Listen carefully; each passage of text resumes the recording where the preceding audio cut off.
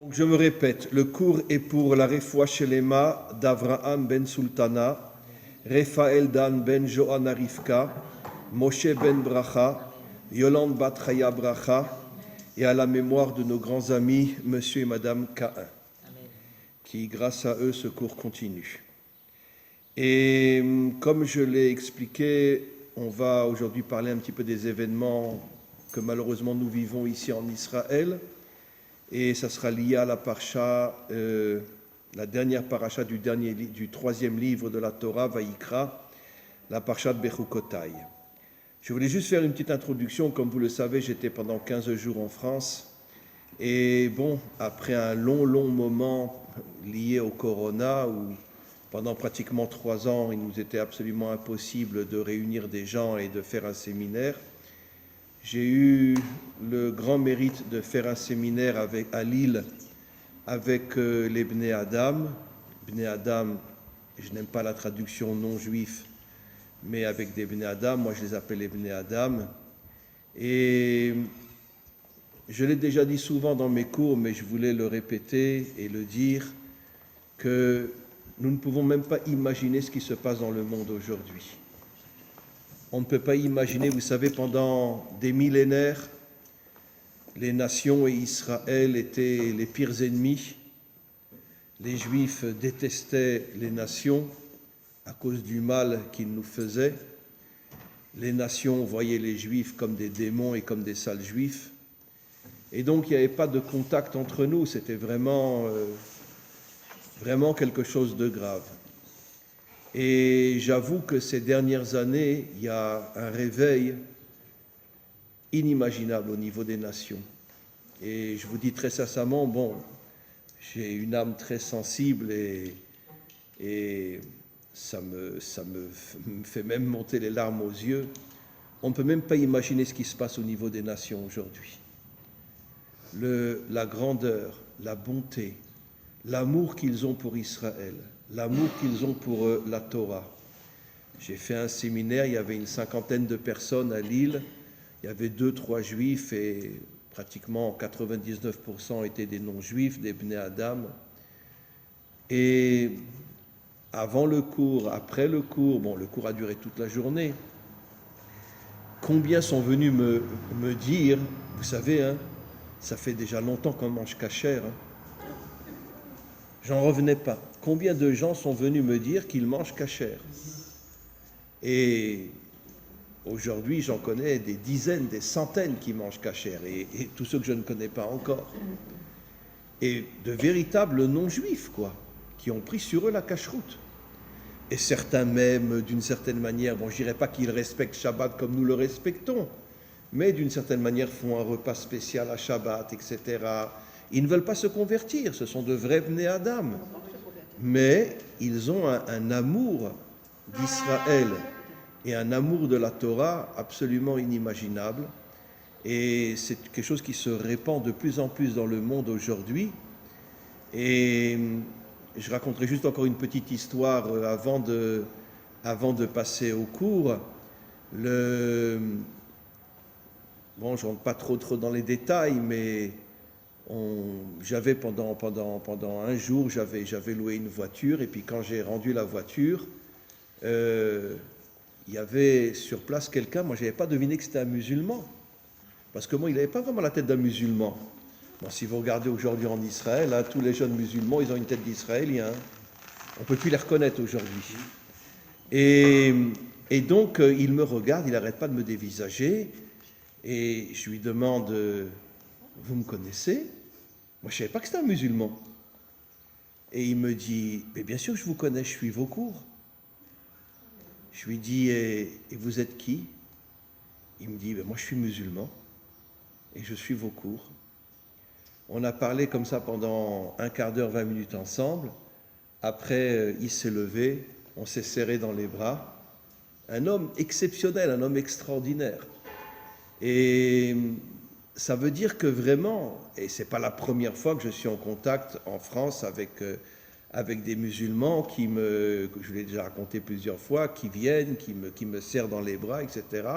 Ils me disent, attention, hein, moi je suis un vrai musulman, moi c'est le Coran, hein, mais depuis que je vous écoute, bon excusez-moi, c'est de l'orgueil, bon, mais depuis que je vous écoute, j'ai un amour pour la Torah inimaginable. Et donc on voit qu'il y a un réveil. Aujourd'hui, il y avait dans le cours à Lille, il y avait quelques Africains aussi, des gens exceptionnels, et, enfin des Africains qui sont français, qui vivent en France, mais qui sont d'origine africaine. Et vraiment, on voit qu'il y a aujourd'hui un réveil inimaginable, ce qui prouve véritablement, comme le dit le verset, Bayom Haou Hashem Echad ou Shmo Echad. Hashem sera reconnu comme étant la source de l'unité dans le monde entier. Et aujourd'hui, on voit, les graines sont plantées vraiment dans le sol de l'unité. On voit aujourd'hui véritablement une unité inimaginable qui est en train de se créer entre Israël et de plus en plus de gens des nations. Et c'est bien la preuve qu'il y avait même parmi ceux qui étaient chez moi, il y avait des catholiques, il y avait des protestants, il y avait des laïcs aussi, etc. Mais il y avait quelque chose, on sentait une unité, on sentait un lien inimaginable. Comment on peut imaginer, il y a encore 100 ans, qu'un catholique va aimer un juif? Comment on peut imaginer une chose pareille? C'est impossible. Et aujourd'hui, il faut voir, et un musulman aimer un juif, et c'est quelque chose d'absolument incroyable qui se passe. Et justement, cette introduction, elle n'est pas pour rien. Parce que c'est justement parce que nous sommes véritablement sur le chemin de la délivrance et que les forces obscures essayent véritablement de faire tomber Israël. Vous savez, je l'ai déjà expliqué de nombreuses fois, le Gaon de Vilna avait un élève qui a écrit un livre extraordinaire qui s'appelle Kol Hator, une traduction en français, La voix de l'oiseau. Et pourquoi l'oiseau? Parce que l'oiseau est à la fois sur terre, il est à la fois dans le ciel, il fait le lien entre le monde d'en haut et le monde d'en bas. Et il a écrit un livre, donc le titre c'est Kol Hator, et il écrit dans ce livre, c'est le Rav Sokolovski, un élève du Gaon de Vilna, et on peut se procurer ce livre-là. Bon, il est en hébreu, il n'est pas traduit en français, mais c'est vraiment un livre que je conseille à ceux qui comprennent l'hébreu de le lire, parce que c'est un livre extraordinaire. Il a le courage de dire, il y a à peu près 300 ans, il a quitté la Lituanie, il est venu s'installer à Jérusalem. En fait, c'est le Gaon de Vilna qui a poussé de nombreux élèves à lui à venir s'installer en Israël. Et il leur a dit d'ailleurs, et c'est marqué dans ce livre, je ne vous envoie pas en Israël pour que vous passiez votre temps toute la journée à étudier la Torah. Je veux que vous agissiez en Israël, que vous faites de l'agriculture, peu importe, etc. Je veux que ce pays renaisse. Et il a envoyé ses élèves, bien sûr, qui continuaient à étudier la Torah, mais c'était aussi des gens qui agissaient, qui étaient cultivateurs, etc. Il y a à peu près 300 ans. Et donc, il écrit dans ce livre que malgré tout ce qu'Israël a traversé dans son histoire, avec Esav, quand je parle d'Esav, je parle des dirigeants, bien sûr, qui ont manipulé les peuples, avec les dirigeants musulmans, etc. Et il dit que le dernier grand combat d'Israël, je l'ai déjà dit, mais c'est important, sera avec le Erev Rav, avec les dirigeants d'Israël, juste avant la délivrance finale, qui seront tous du Erev Rav, ce ne seront pas des juifs, ils sont déguisés en juifs, ils se font passer pour des juifs, mais ce n'est pas des juifs. Le gouvernement actuel, il n'y a aucun juif dans ce gouvernement, ce sont tous des faux juifs, des introduits qui font partie du nouvel ordre mondial, et dont le but véritable est de détruire l'État d'Israël. Le premier combat du nouvel ordre mondial, c'est détruire l'État d'Israël. Donnons un exemple simple. Vous savez que d'ici quelques jours, et c'est peut-être déjà fait, l'Iran aura la bombe atomique. Oui, l'Iran va avoir la bombe atomique. À vision humaine, je ne sais pas ce que Dieu fera, mais à vision humaine, dès qu'ils auront la bombe atomique, ils l'envoient sur Israël. Pourquoi? Parce que les chiites sont des fous furieux. Ils sont prêts à perdre 2/3 de leur population si nous aussi on leur envoie des bombes atomiques. Ils sont prêts à perdre même 4/5 de leur population. Pour eux, l'essentiel, c'est de détruire l'État d'Israël. Et voilà, on a un gouvernement qui ne fait rien. Quand c'était Bibi qui était au gouvernement, qu'est-ce qu'il n'a pas fait pour empêcher que les Iraniens se dotent de la bombe atomique? Et notre gouvernement ne fait rien. Il y avait Trump. En face. Comment? Il avait du répondant. C'est vrai, il y avait Trump aussi. Mais d'un autre côté, Bibi, même à l'époque d'Obama, se battait contre l'Iran et faisait des choses incroyables. Il est allé devant le Congrès défier Obama. Bien sûr, absolument. Et aujourd'hui, qu'est-ce que fait notre gouvernement? D'accord? Je suis désolé de vous dire, donc je n'ai absolument aucune honte à dire qu'il n'y a aucun juif dans notre gouvernement, ce sont tous des déguisés, ce que le Zohar appelle le Erev Rav. Comme le dit le Rav Sokolovski, que le dernier grand combat d'Israël sera contre les dirigeants d'Israël, qui seront tous du Erev Rav. Et je vais donner un autre exemple. Récemment à Elad, d'accord, à la hache, découpé en morceaux. Trouvez-moi un pays au monde, s'il avait arrêté les terroristes, qui les aurait mis en prison, directement liquidés sur place. C'est ce que font les Français, c'est ce que font tout le monde. Quand il y a eu l'attentat comment on appelle ça, au Bataclan, quand les policiers ou les militaires français ont retrouvé les terroristes, ils leur ont pas dit « Posez vos armes, on vous met en prison ». Ils les ont tués sur place. Dans n'importe quel pays au monde, un type qui massacre à la hache, on va le mettre en prison. Et lui donner une cigarette et le film. Ah oui. Voilà. Ce qui veut dire que les familles des victimes ont vu ce film. Tout à fait. Bien sûr, il a demandé une cigarette, ils lui ont donné une cigarette. Et un verre d'eau. Et un verre d'eau. Ah oui. Est-ce qu'on peut penser que nos dirigeants sont des juifs? Non, non. C'est évident qu'ils sont là pour nous détruire. Oui. Et c'est ce que le Rav Sokolovski dit, que le Erev Rav, avant la délivrance finale, fera tout pour détruire l'État d'Israël. Et les Iraniens ont peut-être déjà la bombe atomique, ou ils vont l'avoir dans quelques jours, et on ne peut pas savoir ce qui va se passer.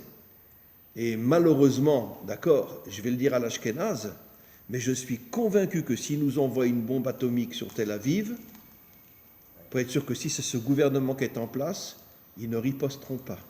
Ils n'enverront pas des bombes atomiques sur l'Iran. J'en suis persuadé. Ils n'en verront pas. J'en suis persuadé. Ils n'enverront pas de bombes atomiques sur l'Iran. Si c'est Bibi, il en enverra 50. Surtout qu'il y a des sous-marins qui sont près de l'Iran, qui sont tous armés de bombes atomiques. Mais si c'est eux, aucune chance. Aucune chance.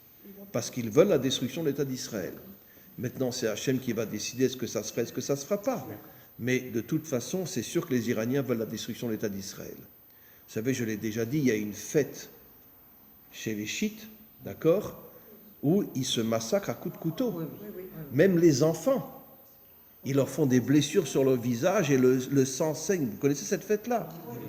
C'est des fous furieux, les chiites. Ils se fouettent, ils se taillardent avec des couteaux, etc., même sur leurs enfants. Comment qu'on peut faire confiance à des gens pareils? Donc on est dans une situation, mes amis, je m'excuse de le dire, qui est à vision humaine, je dis bien à notre vision à nous, nous ne savons pas comment le maître du monde va réagir, mais à vision humaine, on est dans une situation absolument incroyable. Mais je dirais même un peu plus, et je vais vous le prouver dans le texte de Parashat Bechukotai, même notre peuple, qu'est-ce qu'il est devenu aujourd'hui? Je ne comprends pas. On massacre quelqu'un à la hache à Elad. Ils sont sortis dans la rue, ils ont manifesté.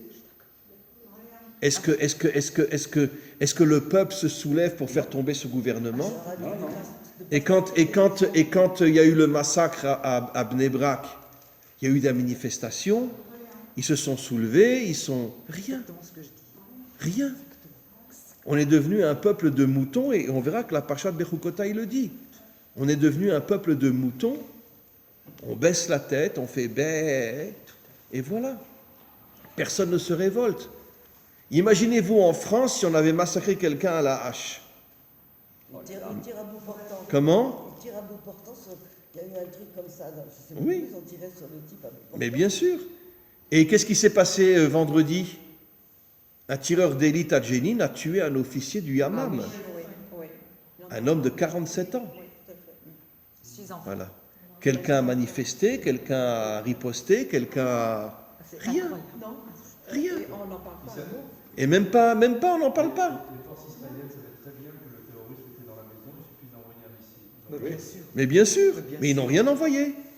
Ils auraient pu effectivement, comme le dit notre ami, ils auraient pu tout de suite encercler la maison, le choper ou envoyer un missile pour le tuer. Rien. Rien.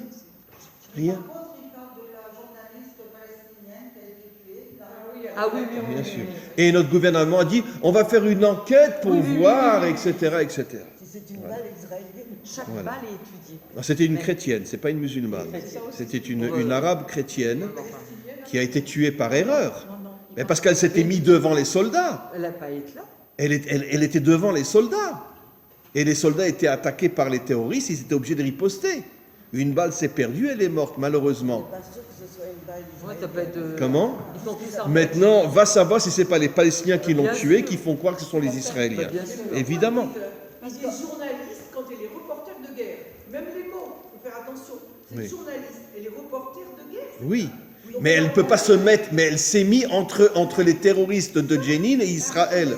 Par exemple, en Ukraine, vous savez combien de journalistes ont été tués? Absolument. Oui, mais je sais. Absolument. Personne. Mais bien, personne n'en parle. Il n'y a pas de juifs en face. Personne Il y a n'en pas de parle. juifs en face. Personne n'en parle. Personne n'en parle. Bien sûr. Absolument. Bekitsour, on verra après, je vais pour l'instant pas rentrer dans les détails, mais on va lire quelques passages. Vous savez que la Parashat Bechukotai commence par des bénédictions, 10 versets, et toute la paracha ne parle que de malédiction. On verra après comment la bénédiction et la malédiction sont liées à quoi. On verra ce que Rashi explique. Mais donnons un exemple. Par exemple, dans le cas des bénédictions, Venatati shalom ba'aretz. Dieu nous dit, je mettrai la paix dans votre pays. Ushraftem ve'en macharid. Vous pourrez dormir tranquillement sans la moindre crainte que quelqu'un vienne vous attaquer. D'accord? Qui le sait mieux que Oui. notre personne, la famille Fogel? Oui. C'est la sœur du Rav Ben Ishai. Oui, je sais. La famille Fogel en pleine nuit qui ont été massacrés. D'accord? Qu'est-ce que nous dit le verset? C'est exactement notre époque. Vous irez dormir, ve'en macharid, sans la moindre crainte. Parce que moi, je mettrai le shalom dans votre pays. Ve'ishbati chaya ra'a min haaretz, je détruirai les mauvaises bêtes de votre pays, les terroristes. Je les détruirai, nous dit Hachem. Ve'cherev lo ta'avor be'artechem, aucune épée ne viendra vous attaquer sur votre terre. Après, on verra quel est le lien. Urdaftem et oivechem, c'est vous qui courrez après vos ennemis. Pas comme Israël aujourd'hui, tous des moutons. D'accord? Non. C'est vous qui courez après les terroristes. Si jamais il y a quelque chose qui veut se faire. Vous savez qu'à Tkoa, récemment, et c'était hier, avant-hier, Il a été tué. un terroriste est rentré avec un couteau dans une famille où il y avait 7 gosses Ah oui. pour massacrer les 7 gosses. Et heureusement, le père qui avait une arme sur lui est aussi un ancien officier de Tsahal. Il a pris son revolver, il a tiré sur le va savoir s'il ne va pas être convoqué au tribunal pour lui demander mais pourquoi vous l'avez tué? Vous auriez pu lui tirer dans les jambes quand même. Voilà, va savoir si le tribunal ne va pas faire ça. Voilà. Comment? Oui, il faut qu'on se réveille, bien sûr. Et donc c'est nous qui courons après nos ennemis. Venafnu lifne el acherev. Et regarde ce que dit le verset. Ils tomberont devant votre épée. Ils n'iront pas en prison. Ils tomberont devant votre épée. Comme dans n'importe quel pays au monde.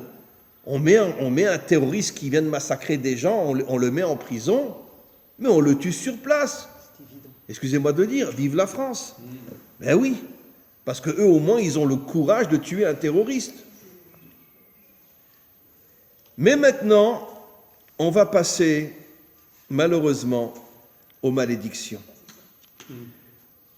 Si vous le lisez, ceux qui l'ont en français ou en hébreu, vous verrez que les malédictions parlent d'une notion essentielle.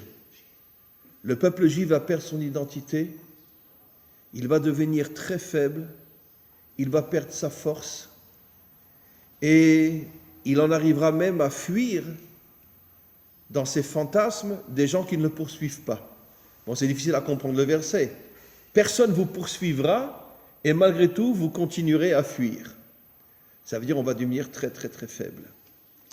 Regardez ce que dit le verset.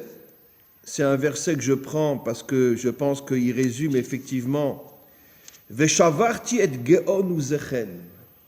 Je détruirai, je casserai votre force. Venatati et shmechem ke barzel vetartzechem ke nechusha.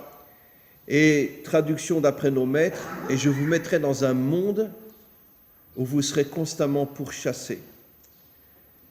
Et vetam larik kochachem, votre force deviendra vide. Vous n'aurez plus de force, vous n'aurez plus rien. Et c'est vrai malheureusement en Israël. Vélo, voilà, etc.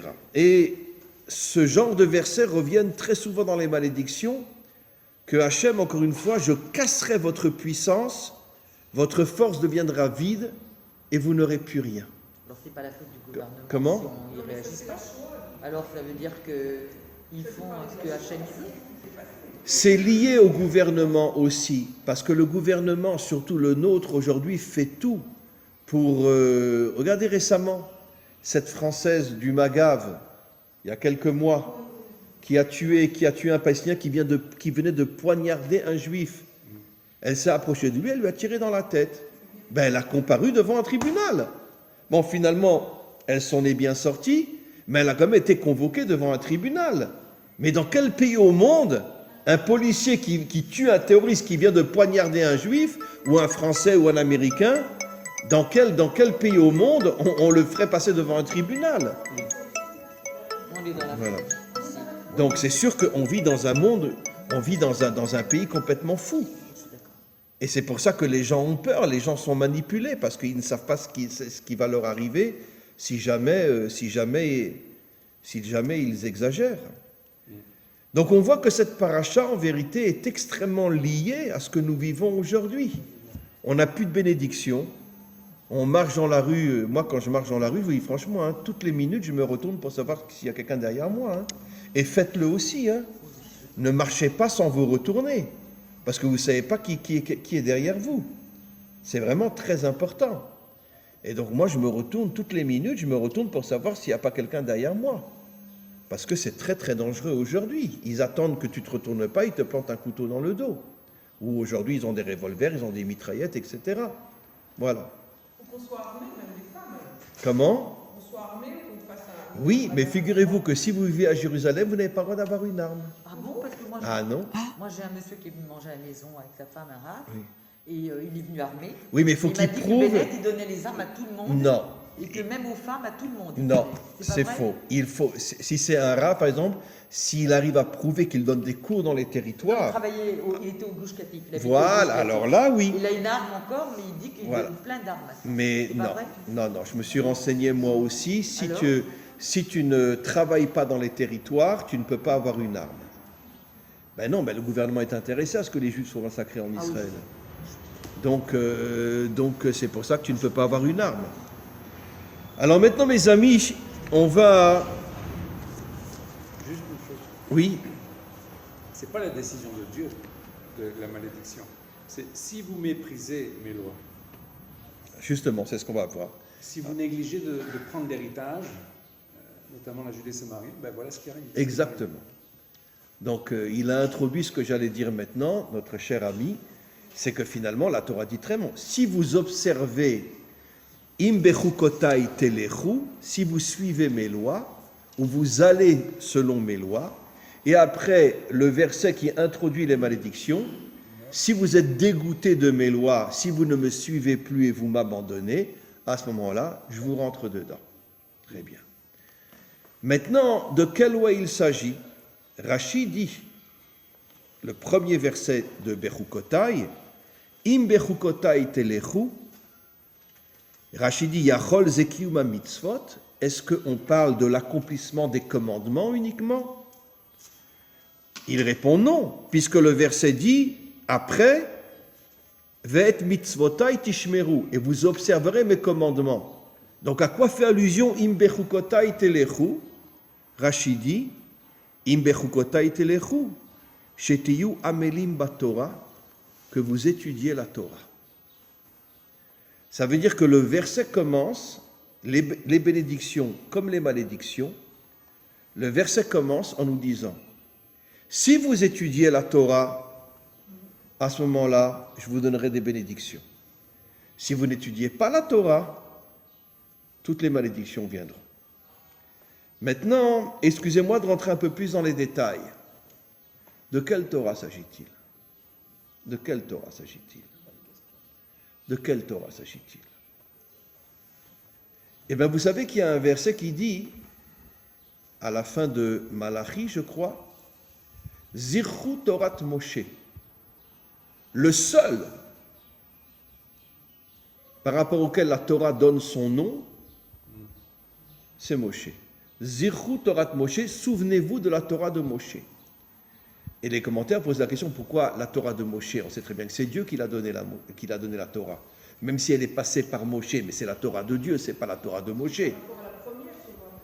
Comment? Mais même la première Torah, c'est Dieu qui l'a donnée. Ben oui. Même si lui, c'est le réceptacle. Mais pourquoi dire, souvenez-vous de la Torah de Moshe? Heureusement, il y a des commentaires extraordinaires qui disent la chose suivante. Parce que Moshe, ce n'était pas un religieux. Moshe, c'était un guerrier. La vraie Torah, c'est la Torah d'un guerrier. Pas la Torah d'un- Moshe, dès qu'il était adolescent, qu'il est sorti pour la première fois, il vivait dans la maison de Pharaon. Il est venu à l'encontre de ses frères. Il a vu un Égyptien frapper un Juif, qui était en vérité, excusez-moi, mais qui faisait un adultère avec sa femme. Et il essayait de le tuer pour pouvoir avoir sa femme gratuitement. Et qu'est-ce que Moshe a fait? Il l'a liquidé. Après, il a été fait prisonnier.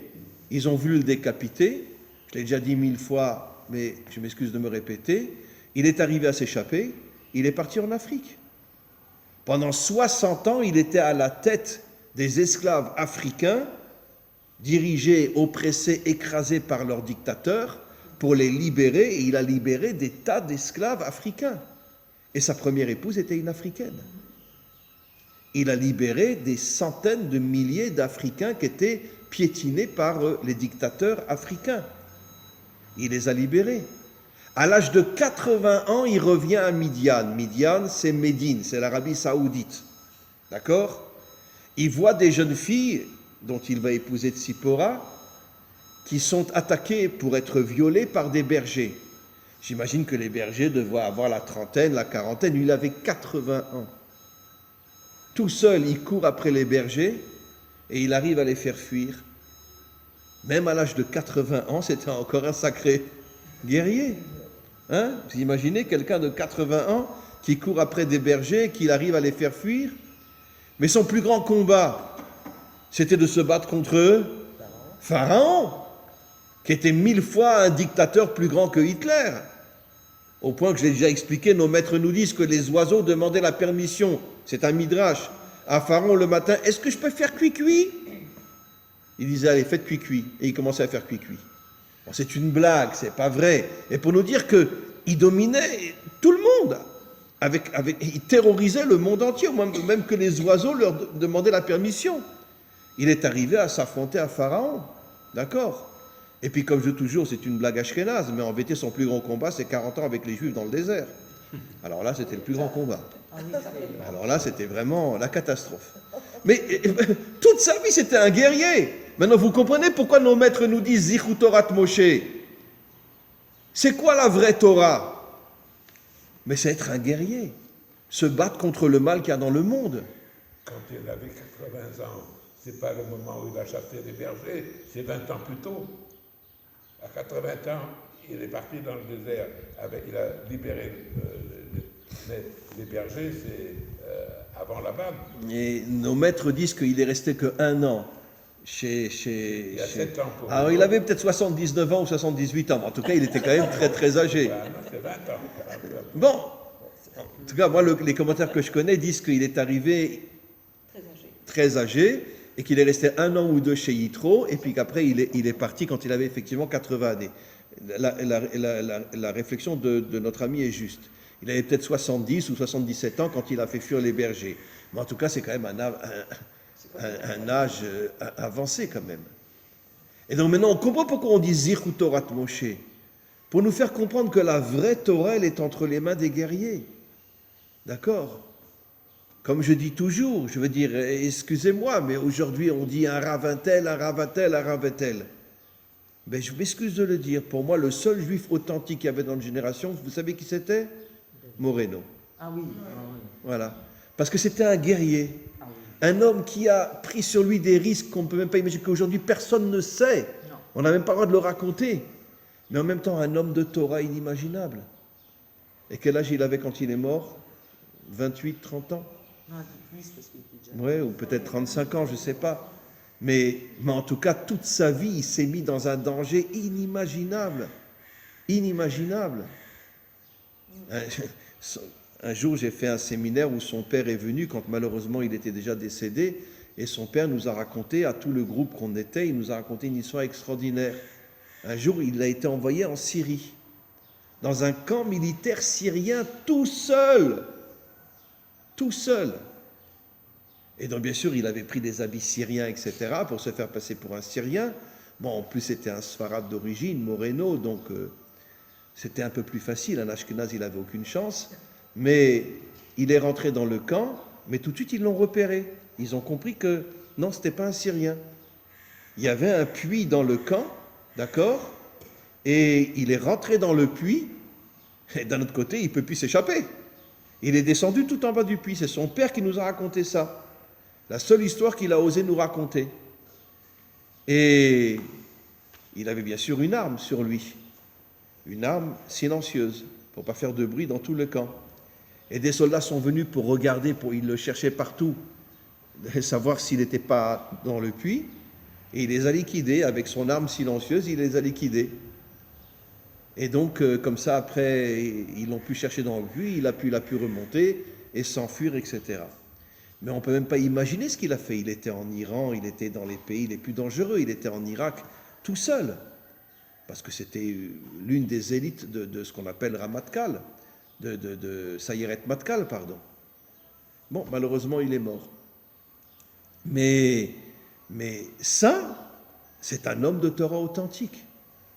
Un homme qui est à la fois un guerrier, mais qui est en même temps un homme qui ne vit que de Torah. Et on sait qu'il avait une attache à la Torah inimaginable. On vit aujourd'hui dans un monde de mensonges inimaginables, d'accord? Et c'est pour ça que je dis toujours que quand moi on m'appelle Rav, je dis arrêtez de m'insulter. Je ne suis pas un Rav, je suis un juif normal, arrêtez de m'insulter. Aujourd'hui, c'est qui les rabbanim? C'est des gens qui passent uniquement leur temps à étudier. Ils manifestent, ils se battent, ils sortent en guerre contre le mal qu'il y a dans le monde, contre le gouvernement qu'on a. Non. Et on les appelle les rabbanim, on les appelle les tzadikim. On vit dans une erreur totale. On peut compter sur les deux doigts de la main les vrais hommes de Torah qu'il y a. Et c'est pour ça qu'on dit Zichut Torat Moshe. Et maintenant, je vais vous expliquer quelque chose de plus fort encore. Le mot Torah, vous voyez ici? Mettez des lunettes. Regardez. Vous remarquez qu'il y a un Vav et un E dans le mot Torah, qui sont les deux dernières lettres du nom divin. Yud E, Vav E. Et vous savez ce que nos maîtres nous disent? Le Yud E représente Dieu tel qu'il est en haut, et le Vav E représente Dieu tel qu'il veut se dévoiler dans ce monde. Et dans le mot Torah, il y a le Vav E, pour nous faire comprendre que toute la volonté de Dieu, c'est l'absolu contraire de la religion. Notre Père qui êtes aux cieux, surtout restez-y. Non. Ce que Dieu veut, c'est se dévoiler dans le monde d'en bas. Et c'est pour ça que dans le mot Torah, il y a le Vav E, pour nous faire comprendre que quoi? Que toute la volonté de Dieu, c'est de se dévoiler dans le monde d'en bas. Mais on va aller plus loin encore, et après je vous montrerai ici. Si vous prenez le Tav et le Resh, Tav 400, Resh 200, ça fait 600. Si vous prenez la petite valeur numérique de 600, ça fait 6. Si vous prenez le Yud E, qui représente Dieu en haut, Yud E, ça fait 15. 5 plus 1, ça fait 6. Nos maîtres posent la question, mais pourquoi les deux premières lettres du nom divin qui représentent Dieu tel qu'il est en haut a pour valeur numérique 6? 15, ça fait 5 et 1, 6. Et 6, ça fait allusion à quoi? Aux 6 jours de la création. Qu'est-ce qu'on veut nous faire comprendre? que même les 2 lettres du nom divin qui représentent Dieu tel qu'il est en haut, d'accord, je vous garantis qu'il s'ennuie à mourir là-haut. Il a pu s'ennuyer. Il a envie de descendre. C'est pour ça que Yud E fait allusion au 6, 15, 5 et 1, 6, pour nous faire comprendre que toute la volonté de Dieu, c'est se dévoiler dans le monde d'en bas. Et quand Israël n'étudie pas la Torah, qu'est-ce qu'on fait? Eh bien, on remonte Dieu en haut, on lui dit, fous-nous la paix, reste en haut, et laisse-nous ce monde pour nous. C'est ce que fait Israël, c'est ce que font toutes les nations. Ce qu'on appelle aujourd'hui, depuis la Révolution française, la séparation entre l'Église et l'État. Chez nous, la séparation entre la synagogue et l'État. C'est pareil. D'accord? Et donc, maintenant, regardez. On a expliqué que le Tav et le Rash font allusion au Yud E. Alors, si vous mettez le Yud E à la place du Tav et du Resh, vous aurez Yud à côté du Vav et le He à côté du E, puisque le Resh E, le Tav, Yud. Ça fait que le nom divin véritable s'écrit Yud, Vav et E. Yud, Vav et E. D'accord? Comment? Alors je vais expliquer. Le Yud, disent nos maîtres, représente la Chochma, la sagesse. Pourquoi le Yud est à côté du Vav? Le Vav s'appelle Vav Achibour, l'union des contraires. Pour nous faire comprendre c'est quoi la véritable sagesse. C'est un juif qui serre les bras à un musulman. C'est un juif qui embrasse un catholique. Ça, c'est la véritable sagesse. Parce qu'on est différents. Toi, tu es musulman, moi, je suis juif. Toi, tu es catholique, moi, je suis juif. Mais au moins, on a un point en commun. On se respecte, même si on est différents. Voilà. C'est pour ça que le Yud, qui est la sagesse, est à côté du Vav. Pour nous faire comprendre, le Vav correspond en vérité à ce qu'on appelle Tiferet. Tiferet, c'est l'union des contraires. Pour nous faire comprendre que la véritable sagesse, c'est quoi? C'est l'absolu contraire de tout ce qu'on vit aujourd'hui. Aujourd'hui, tous les peuples sont dans des sectes, avec des exceptions. On en a une à côté de nous, bien sûr. Bien sûr, je m'adressais à vous. Bien sûr qu'on a des exceptions extraordinaires, mais ça reste une minorité. Aujourd'hui, la majorité des catholiques, je suis catholique. D'accord? Rien d'autre ne m'intéresse. Je suis protestant, je suis protestant. Et chez nous, je suis Breslev, je suis Breslev, je suis Chabad, je suis Chabad, je suis Gour, je suis Gour, je suis Belz, je suis Belz. Je suis Haridi, je suis Haridi. Je suis Dati, je suis Dati. Est-ce qu'il y a un lien entre les gens? Est-ce qu'il y a un lien entre vous rencontrerez un Chabad dont le meilleur ami est un Breslev? Vous rencontrerez un Gour dont le meilleur ami est un Belz? Non. On vit dans un monde de sectes aujourd'hui. Attention, il y a des exceptions partout. Évidemment qu'il y a des exceptions partout. Mais ça reste une minorité. Au niveau de la majorité, chacun est dans sa secte. Ce qui veut dire qu'il n'y a pas de sagesse dans ce monde. Parce que être dans une secte, c'est être un imbécile total. Il n'y a pas de sagesse dans ce monde. C'est pour ça que le Yud, qui représente la sagesse, est à côté du Vav, pour nous dire, attention, tu veux avoir la vraie sagesse, accepte ceux qui sont différents de toi. Respecte-les, même s'ils ne pensent pas comme toi, même s'ils ne sont pas comme toi, respecte-les. D'accord? Tiens, je vais vous raconter une autre histoire, absolument incroyable.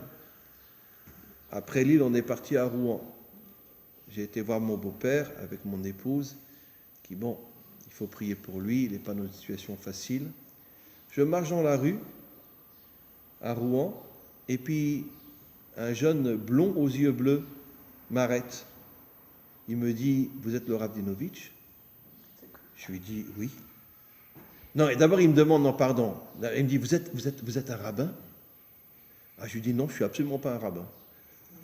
Alors il me dit, vous êtes le Rav Dinovitch? Je lui dis, oui. Dinovitch, je suis. Il me raconte son histoire. Un blond aux yeux bleus, c'est un nordique, Rouen. Il s'est converti à l'islam il y a 8 ans. Un Rouennais qui s'est converti à l'islam il y a 8 ans. D'accord? Mais il suit mes cours depuis des années. Et pas seulement moi, il suit aussi le Rav Romshaya, etc. Et bien qu'il s'est converti à l'islam depuis 8 ans. Je lui demande, bon, je m'excuse de le dire, mais je lui demande, mais pourquoi tu t'es converti à l'islam? Je veux dire, je lui ai dit comme ça, je lui ai dit, un beau gosse comme toi, un blond aux yeux bleus, pourquoi tu te convertis à l'islam? Il me dit, moi je veux un contact qu'avec Dieu. Ils sont plus proches des chrétiens que les musulmans. Comment? Les musulmans sont plus proches de nous que les chrétiens. Après, on a Et ça dépend quel chrétien. On va dire des catholiques. les catholiques. Les catholiques, parce que les protestants et les évangéliques, c'est différent. Mais il était de famille catholique, justement, comme vous dites, et il dit, moi je voulais un contact avec Dieu. Je voulais plus d'intermédiaire. Et alors, je lui ai posé la question, mais alors pourquoi tu t'es pas converti au judaïsme? D'accord? Alors, vous savez ce qu'il m'a répondu? Exactement ce qu'elle vient de dire. L'islam, c'est facile. En 2-3 jours, tu es converti à l'islam. Mais pour devenir juif, ça prend 10 ans, ça ne m'intéressait pas, j'ai pas pu. Moi, je voulais une religion qui me connecte directement à Dieu. Et voilà. Voilà, en 2 heures, c'est fait. Il est rentré dans une mosquée, il a dit, voilà, je veux devenir musulman. En 2-3 jours, il était devenu musulman. Et donc, aujourd'hui, c'est un vrai musulman, bien que quand tu le vois, tu ne peux pas imaginer que c'est un musulman, c'est parce qu'il était vraiment blond aux yeux bleus. Comment? Ça prouve la fausseté. Pourquoi la fausseté? Parce que quand c'est facile, c'est faux. Bon. Je ne suis pas 100% d'accord avec vous parce que j'ai eu la chance et le bonheur de rencontrer dans ma vie de très nombreux musulmans qui étaient des gens exceptionnels, des gens extraordinaires. Même ici en Israël. Comment? La religion, c'est du plagiat. Non, ça dépend. Je vais vous expliquer. Je l'ai déjà dit, je pense, dans le dernier cours. Vous savez que Sancheriv, il y a pratiquement 3000 ans, a mélangé tous les peuples. C'est marqué dans la Bible explicitement. Il a pris des peuples de tel endroit, il les a mis dans un autre. Il a mélangé tous les peuples. C'était le premier qui voulait en vérité détruire les identités nationales. D'accord? Il y a énormément... Ça avait commencé avec Nimrod, mais surtout ça s'est fait vraiment, réellement avec Sancheriv, qui a copié le modèle de Nimrod. Effectivement, vous avez raison. Mais il a mélangé tous les peuples. C'est pour ça qu'à l'époque où nous étions esclaves en Égypte, les Égyptiens étaient noirs. Aujourd'hui, ils ne le sont plus. Parce qu'en vérité, les Marocains, les Algériens, les Égyptiens leurs origines viennent d'autres pays. Maintenant, ils sont devenus musulmans. Mais faites attention, pas tous les musulmans sont descendants d'Ishmaël. Arrête, nos maîtres disent clairement que Ishmaël n'était pas un mauvais garçon. La preuve, c'est qu'Abraham ne voulait pas le mettre dehors. Et en plus, il a fait après une teshuva inimaginable au point que la Torah l'appelle tzaddik, un véritable juste. C'est explicite dans la Torah. Regardez ce que dit Rashi à la fin de Parashat Chayei-Sarah. Il y a un rav qui s'appelle Ishmael dans la... Mais il y a un rav qui s'appelle Ishmael dans le Talmud. Un des plus grands maîtres d'Israël qui s'appelle Ishmael. Rabbi Ishmael.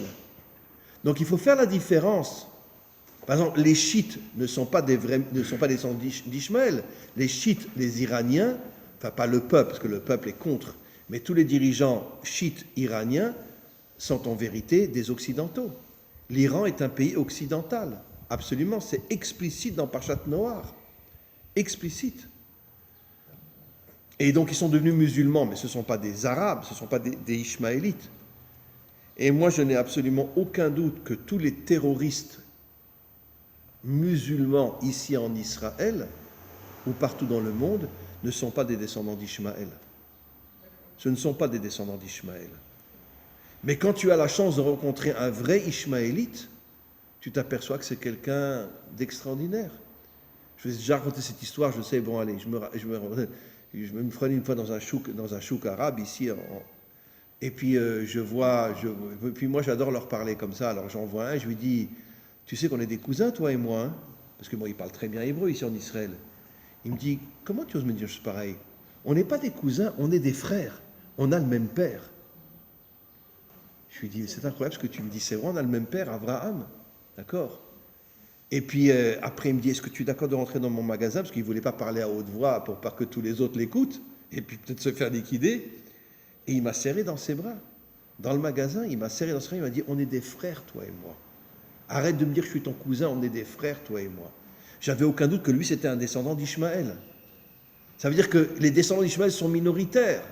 Aujourd'hui, tous les dirigeants, le Hamas, etc., bien sûr, ce n'est pas des descendants d'Ishmaël.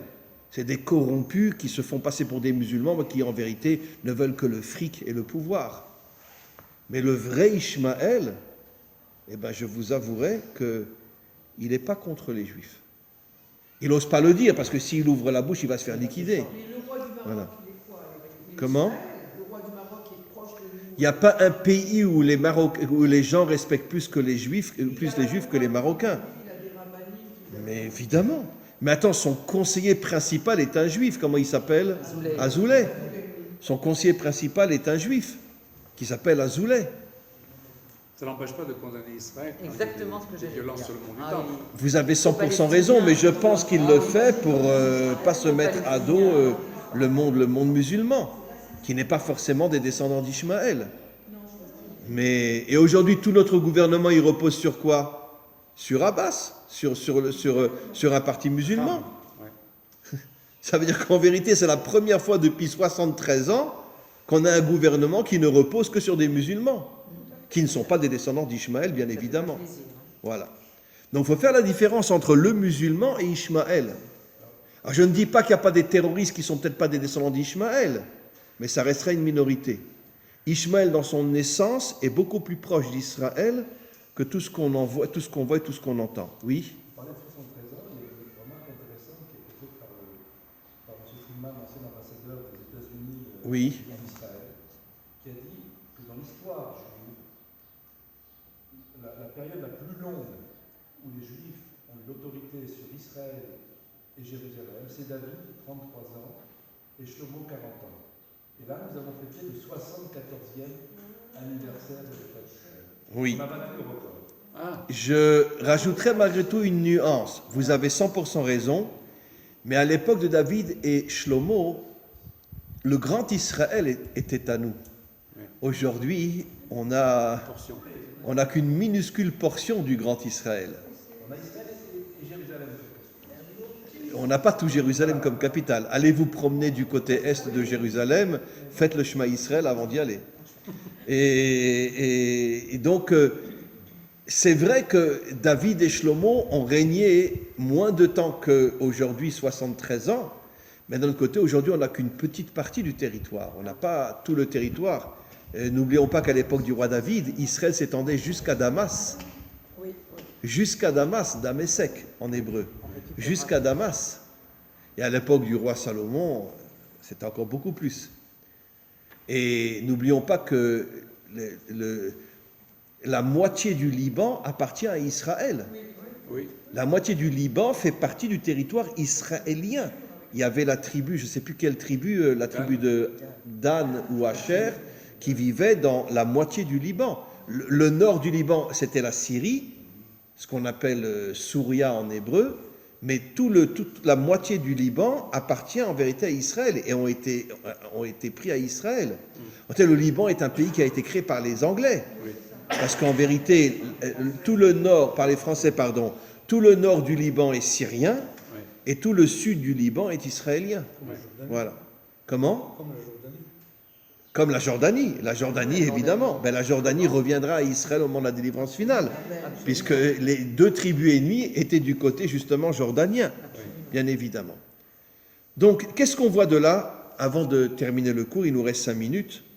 On voit que maintenant on comprend pourquoi Rachid dit que quand on n'étudie pas la Torah, à ce moment-là viennent toutes les malédictions. Et après, je vais expliquer aussi le mot malédiction. C'est quoi la Torah en vérité? C'est ce que j'ai écrit ici. La sagesse, c'est l'union des contraires. Maintenant, je n'ai pas encore expliqué les deux « et ». Le premier « et », c'est la Bina, et le dernier « et », c'est la Malchut. Le monde d'en haut et le monde d'en bas sont réunis, l'un à côté de l'autre. Ça veut dire, quelle est la vraie Torah? La vraie Torah, elle est là pour nous donner la possibilité d'accepter les différences. Ça veut dire d'aimer, pas comme la traduction catastrophique, son prochain comme soi-même, puisque aimer son prochain comme ça veut dire celui qui est comme moi, alors que c'est une des traductions les plus criminelles de la Torah. La Torah dit Re'acha, celui qui n'est pas comme toi. Celui qu'à la rigueur tu pourrais ne pas aimer. D'accord? Et malgré tout, respecte-le. Pourquoi? Comme je dis toujours, arrêtons de vivre au niveau de nos idées, de nos idéologies, de nos religions. Regarde l'être humain. Et tu peux t'apercevoir que quelqu'un n'est pas comme toi, mais sur le plan humain, c'est un homme extraordinaire. Et donc, regarde l'être humain. Et donc, on comprend maintenant que qu'est-ce que c'est la Torah? Je me répète, la sagesse qui nous permet d'accepter les différences et l'unité entre le monde d'en haut et le monde d'en bas. Voilà, trouvez-moi un juif qui a la vraie Torah aujourd'hui. Le premier qui m'en trouve un, il a gagné. Il n'y en a pas. Il n'y a pas. La vraie Torah, elle a disparu. Parce qu'en réalité, la vraie Torah, c'est les premières tables qui ont été brisées. Maintenant, on comprend pourquoi le verset dit « Je briserai votre force ». Ça fait allusion au fait que les premières tables ont été brisées. Et les deuxièmes tables qu'on a reçues, c'est quoi en vérité? Les deuxièmes tables qu'on a reçues, eh bien, c'est la religion. Et qui est le premier livre qui a eu le courage de nous expliquer l'union entre le clergé et la noblesse juif? Eh bien, c'est la Torah. Qui sont les pires ennemis de Moshe? Datan ve Aviram. Datan, la racine dat, religion. Aviram, mon père est puissant. L'union entre le clergé et la religion. Voilà. Ça n'a pas commencé chez les catholiques, ça a commencé chez nous. Et aujourd'hui encore. Vous savez combien de rabbinim m'ont dit qu'il fallait voter pour Bennett? Ouh là là. Mais Bennett, il avait l'air bien avant. Bennett, il avait un évidemment, discours normal. c'est un hyper déguisé. Mais on ne savait pas. Et c'est ça la démocratie. C'est une vitrine fabuleuse. On ne voyait pas. Évidemment. Pierre Bien de sûr. Lisberg, Comment? Pierre de Lisberg, c'est la... Le Pierre de Lisberg, c'est la... Pas du tout, hein. Bien sûr. Pierre encore. Bien sûr. Libéral, hein. Bien sûr. Évidemment que... Mais combien de dirigeants nous ont dit il faut voter pour Bennett, il faut voter pour Bennett. Attends, c'était le plus petit parti d'Israël, 6 voix. Ouais. Où tu vois un pays, même chez les Zoulous, qui vont nommer président d'un pays celui qui est le plus petit parti du monde. 6 voix. Et ils le mettent Rosh Memshala. Parce qu'il savait que son intention était de détruire l'État d'Israël. Pourquoi Dieu a laissé faire? Comment? Pourquoi Dieu a laissé faire? Il doit y avoir quelque chose. Comme je dis toujours, le premier qui comprendra Dieu, il a gagné. Ah oui, oui. Je pense que le plus compliqué au monde, c'est lui. Mais un jour, on le comprendra. Mais la lumière sortira de l'obscurité. Voilà, absolument. La lumière sortira de l'obscurité. La lumière est cachée derrière l'obscurité, bien évidemment. Et donc, encore une fois, maintenant on comprend pourquoi Rachid nous dit les malédictions viennent quand on n'étudie pas la Torah. Mais je ne parle pas de la religion, je parle de la vraie Torah. Un homme de Torah authentique, c'est qui? D'accord? T'es catholique, t'es protestant, t'es évangélique, t'es musulman, t'es hindou, t'es comment on appelle ça, bouddhiste. D'accord? Je vais dire quelque chose de très clair. Écoute, t'es bouddhiste, moi je suis juif, je m'en fous. Moi ce que je veux, je regarde qui tu es. T'es un homme bien, c'est ça qui m'intéresse. Et puis tes croyances, c'est bon, on verra un jour quand le Mashiach viendra, on verra ce qui se passera. Pour l'instant, ce qui m'intéresse, c'est qui tu es. T'es un homme bien, alors je peux faire la paix avec toi. C'est ça ce qui m'intéresse. Ça, c'est la première condition de la Torah. C'est quoi l'homme bien? Juste un instant.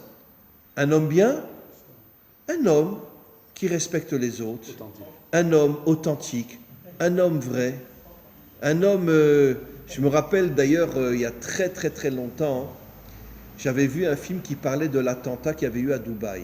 Pas à Dubaï, en Inde, là, à Mumbai. Un film extraordinaire, bon, qui malheureusement ne parle pas beaucoup de l'attentat qu'il y a eu dans le Bet Rabad, mais qui parle surtout de l'attentat qu'il y a eu dans l'hôtel. Parce qu'il y a eu un hôtel, dans l'hôtel, ils ont tué des centaines de personnes aussi. Et il y avait là-bas justement un hindou bouddhiste qui a été un de ceux qui a aidé le plus de gens à s'échapper, à se sauver, etc. Un homme Ben, dans le film, et c'est une histoire vraie, ça s'est vraiment passé. Ils le reproduisent au cinéma. Et on voit que c'est un homme exceptionnel, un homme extraordinaire. Alors c'est un bouddhiste. Et alors, mais ce qui compte, c'est que c'est un homme extraordinaire qui a risqué sa vie des milliers de fois pour sauver encore une femme, encore un enfant, encore un homme. Il a risqué sa vie. Il se mettait des fois presque même devant les terroristes et des fois il lui tirait dessus. Qu'est-ce qu'on voit de là? Regarde l'homme. Arrête de regarder ses idées, arrête de regarder sa religion. Regarde l'homme. Ici c'est un homme bien, un homme authentique, un homme vrai.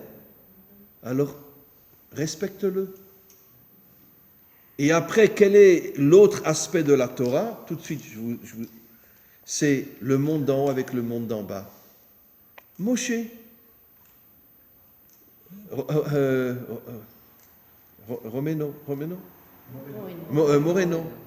Moreno. Finalement, vous savez ce que, quand Moreno est mort, ce que tous les chefs de l'armée ont dit quand ils ont fait les Shiva chez lui, ils ont dit depuis David Ameller, qui lui aussi était un guerrier, un homme de Torah. Il n'y a pas eu dans notre peuple un homme qui est comme David que Moreno. Voilà. Et donc ça, c'est l'homme authentique qui arrive à unir le monde d'en haut et le monde d'en bas. Je suis dans ce monde et je suis aussi dans le monde d'en haut. Maintenant, vous comprenez, et je termine juste, et je vous laisse parler, pourquoi la racine du mot Torah, c'est Tor. Tor, en hébreu, c'est un oiseau. Pour nous faire comprendre qu'en vérité, c'est quoi la Torah? C'est l'union entre le monde d'en bas et le monde d'en haut. Parce que les oiseaux volent dans le ciel, mais ils se posent aussi sur la terre. L'union entre les deux mondes. C'est pour ça que dans le mot Torah, vous avez la racine Tor, qui veut dire l'oiseau. Et d'ailleurs, dans le Talmud, la Torah est appelée très très très souvent l'oiseau. Oui, monsieur Attali. Nous parlons du Torah. Si nous prenons la Torah telle que vous l'avez bien expliqué, on s'aperçoit qu'avant de créer l'homme, la Torah a été créée en premier. Il faut pouvoir la donner à qui? À l'homme. Bien sûr. Et l'homme, qu'est-ce qui se passe? C'est que lui, tel qu'il a été constitué par ses 248 membres et ses 365 nerfs, représente exactement la gématria de la Torah par elle-même. Pourquoi? Absolument. La Torah, gématria 611. Pourquoi? On va nous dire, c'est pas 613. Et bien, comme les deux premiers commandements ont été donnés par Hachem, plus 611, ça fait 613. Ça fait 613. Pourquoi? Parce que le premier commandement, c'est Anochi. Anochi, c'est quoi? C'est la première lettre de l'alphabet. Aleph. D'ailleurs, qui allie le Yud d'en haut. Il y a le Chibour du bas et il y a le Yud d'en bas. C'est la création d'abord du monde d'en haut avec le monde d'en bas, et où l'homme a été justement l'intermédiaire entre les deux mondes. Et de là, on s'aperçoit, c'est que les 613 mitzvot qui ont été donnés à l'homme, qui est la Torah, c'est le mode d'emploi. Avant qu'Adam et Rishon soient créés, Hachem a dit, je vais d'abord te donner le mode d'emploi. Et c'est ça, la Torah que nous parlons aujourd'hui, c'est cette fameuse Torah que nous apprenons tous, et qui est vraiment ancrée en nous. Parce que ça fait partie des 248 membres et 365. Si on additionne les deux, ça fait 613. Merci beaucoup, monsieur Attali. Voilà, on va arrêter le cours. On reprend bien sûr la semaine prochaine. Mais vous êtes revenu en force. Hein. Comment? Vous êtes revenu en force. Parce que j'ai vu les Français. Et ils m'ont donné de la force. Un mois, hein. Comment? Ou 15 jours, un mois. Voilà. À très bientôt.